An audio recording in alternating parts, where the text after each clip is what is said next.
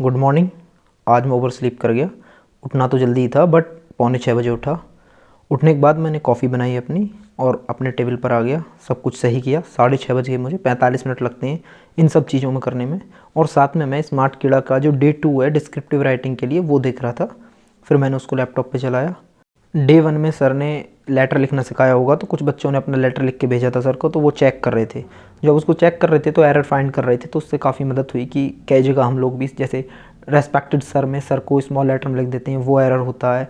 या फिर house number है, उसके बाद में नंबर के बाद में कॉमा लगाते हैं, तो सर ने बोला था कि कॉमा लगा सकते हैं बट मॉडर्न इंग्लिश में कॉमा नहीं लगा रहे हैं हम लोग, तो अवॉइड करिएगा। और सर ने इसको अवॉइड किया आज। और फिर सर ने मार्किंग करी कि किस हिसाब से आपकी मार्किंग हो रही है, कंटेंट के कितने नंबर हैं, आपके ग्रामर के कितने हैं। लेटर में वैसे फॉर्मल लेटर लिखना ज़्यादा बेटर है क्योंकि मोस्टली चीज़ें तो बॉडी में ही कवर हो जाती हैं। मैं तो वही लिखता हूँ। वो क्लास देखी मैंने, मॉक टेस्ट लगाना था मेरे को, तो मैं इसलिए पहले बाहर आ गया थोड़ा सा अनविन करने के लिए अपने आप को। थोड़ी देर घूमा फिरा यहीं पे आध घंटे के आसपास, फिर मैं मॉक टेस्ट देने के लिए बैठ गया। मैं ऑलिव बोर्ड का मॉक टेस्ट नंबर 5 लगाया मैंने आज। अब मैंने मॉक टेस्ट के बाद में जस्ट डिस्क्रिप्टिव राइटिंग भी करना है क्योंकि 3.5 घंटे वहाँ कंटिन्यूस होने वाले हैं।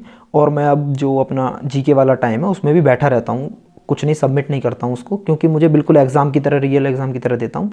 मॉर्निंग में अपने रूम का गेट लगा लेता हूँ, पर्दे लगा के एकदम। बाहर से थोड़ी बहुत आवाज़ आती है तो वो तो वहाँ एग्जामिनर्स की आती है, इसलिए वो एनवायरनमेंट सेम वैसा ही हो जाता है जैसा सेंटर पे रहने वाला है। आप लोग भी अपना जो जीए वाला सेक्शन है उसको अच्छे से अटैम्प्ट करो, पढ़ो वो क्वेश्चंस, क्योंकि एक फ़ायदा होता है आपके जो 40 क्वेश्चंस आ रहे हैं, जब आप उनको अटैम्प्ट करने के लिए पढ़ते हैं अच्छे से तो वो ज़्यादा समय के लिए याद रहते हैं। और मॉक देने के बाद उन्हें एक बार पढ़ लो।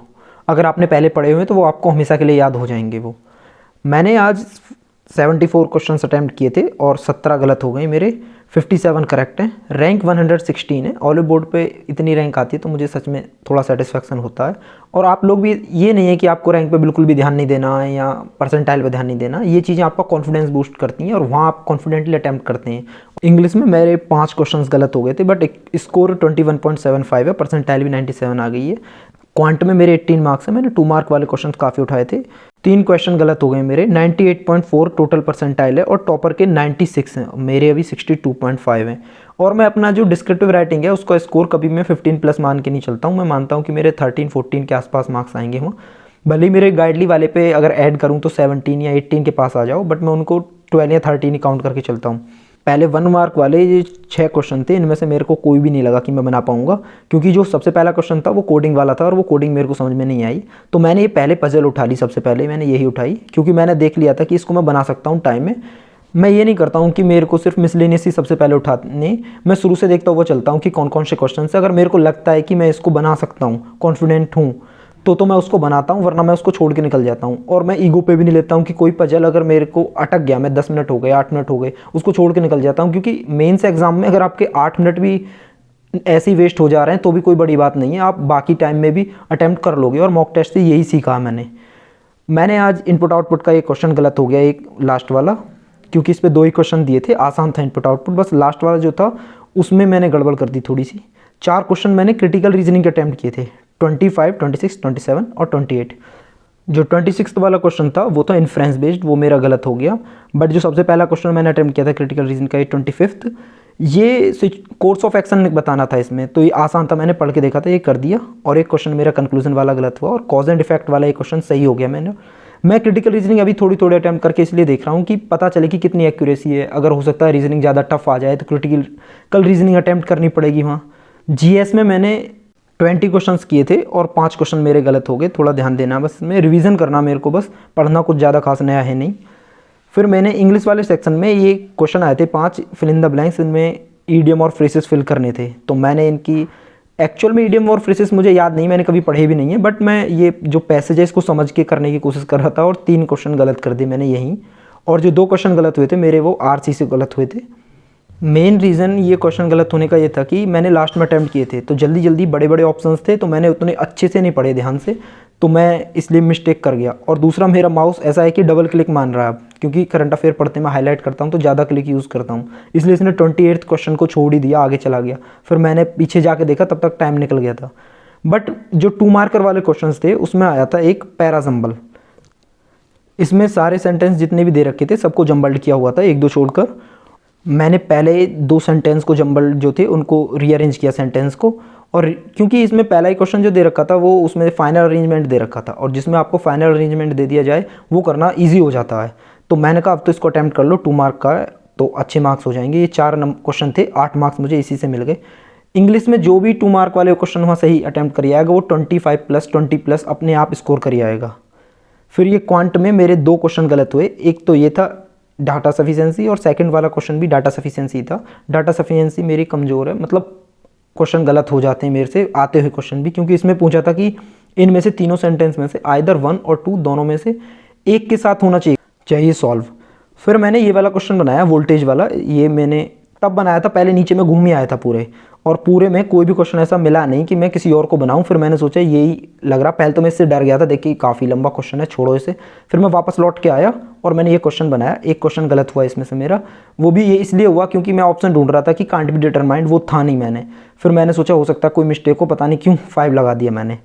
और ये वाली जो क्वेश्चंस थे ये मैंने देखे थे करने के लिए, बट ये इतने कॉम्प्लिकेटेड लग रहे थे कि मैंने कि छोड़ो इन्हें, ये होंगे नहीं मेरे से, तो मैंने इन्हें छोड़ दिया। फिर क्योंकि मेंस एग्जाम में 2 चीज़ें का बहुत ज़्यादा इंपॉर्टेंट रोल है, एक एक्यूरेसी और दूसरी क्वेश्चन सिलेक्शन। अगर आपकी कितनी अच्छी मैथ है और आपने गलती से गलत क्वेश्चन पिक कर लिए तो मतलब आप स्कोर अच्छा कर ही नहीं सकते, आप 10 ही नहीं कूद पाओगे अगर गलत क्वेश्चन पिक किए तो आपकी कितनी अच्छी मैथ से, क्योंकि वो उनका लेवल अलग ही लेवल पे बना देते हैं। कई बार तो मेरे को लगता है कि ऐसा लेवल बनाने की ज़रूरत ही क्या है जो सॉल्व नहीं कर पाए कोई। फिर मैंने डिस्क्रिप्टिव लिखा पहले, डिस्क्रिप्टिव में क्वेश्चन ही ऐसा आ गया ऐसे में कि मतलब कि जो भारतीय न्याय संहिता आई है वो इंडियन पिनल कोड से क्या क्या चेंजेस किए हैं उसमें, तो वही जितना भी न्यूज़पेपर का याद था कहानी बनाई मैंने सारी कि वो 4 मिनट की रिकॉर्डिंग सेंड कर सकती है पुलिस, और 45 डेज़ में फाइनल हियरिंग के जजमेंट देना। तो जो फैक्ट्स थे मैंने उनको थोड़ा फॉर्मल वे में लिखने की कोशिश करी। और उसके बाद लेटर आया था एक कि फूड प्राइस जो बढ़ रहा है उसके बारे में इस इशू को हाईलाइट करिए कि कॉमन मैन के ऊपर क्या इंपैक्ट पड़ रहा है। इस बारे में मेरे को 2 चीज़ें याद थी, एक तो शक्तिकांत दास ने बोला कि उनका मेन फोकस इन्फ्लेशन कंट्रोल करना है, 4.5 रहेगा इस बार प्रेडिक्शन। और दूसरा जो हमारे कॉमर्स मिनिस्टर हैं पीयूष गोयल, उन्होंने बोला था कि आरबीआई को ध्यान रखना चाहिए कि सीपीआई जो इंडेक्स है उसमें 45% के अराउंड फूड जो है उसका वेटेज है, और वो आरबीआई फूड को गिनती नहीं है। तो मैंने उसकी से रिलेटेड चीज़ें फैक्ट लिख के थोड़ा सा और उसको लेटर बना दिया। वहाँ यही करना पड़ेगा, आपके पढ़े हुए टॉपिक आएंगे, इस बात को अगर सोच के जा रहे हो तो बेकार है। अगर पढ़ा हुआ आ गया तो बहुत अच्छी बात है, अगर पढ़ा हुआ नहीं आया तो आपको इम्प्रोवाइज़ करना तो आना चाहिए पहले से ही। बट मैं जो अब आगे एसबीआई पीओ आने वाला उसके लिए डिस्क्रिप्टिव के लिए अच्छे से प्रैक्टिस भी करूँगा और पढ़ूंगा, शुरू से सारे टॉपिक पढ़ूंगा डिस्क्रिप्टिव के लिए और उन्हें टाइप भी करूँगा।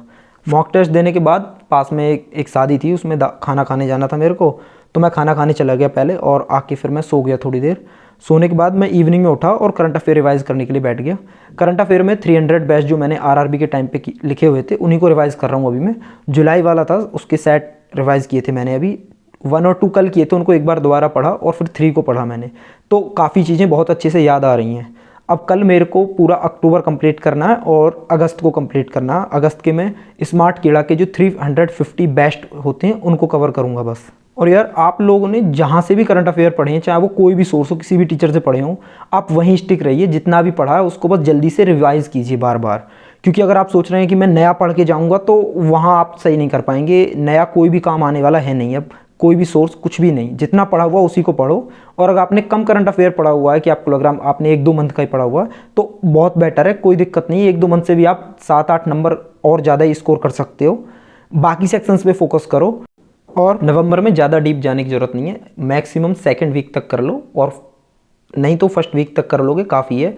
2nd वीक से मुश्किल से 1-आध क्वेश्चन आएगा, वरना 1st वीक तक ही क्वेश्चन आएंगे। आरआरबी में तो ऐसा ही हुआ था और लास्ट ईयर भी इन एग्जाम्स में ऐसा ही हुआ है, तो मैं तो उसके हिसाब से बोल रहा हूँ। मैंने जो पीडीएफ शेयर की थी मैं उससे नवंबर वाला मंथ उसी से कवर करूँगा, उसमें जितनी भी नवंबर की न्यूज़ है सिर्फ उन्हीं को हाईलाइट करके एक बार पढ़ लूँगा, बाकी कुछ एक्स्ट्रा नहीं करूँगा। कल मैं ऑलिव बोर्ड का मॉक टेस्ट नंबर 6 लगाने वाला हूँ। थैंक यू फॉर वॉचिंग, मिलते हैं कल की वीडियो में।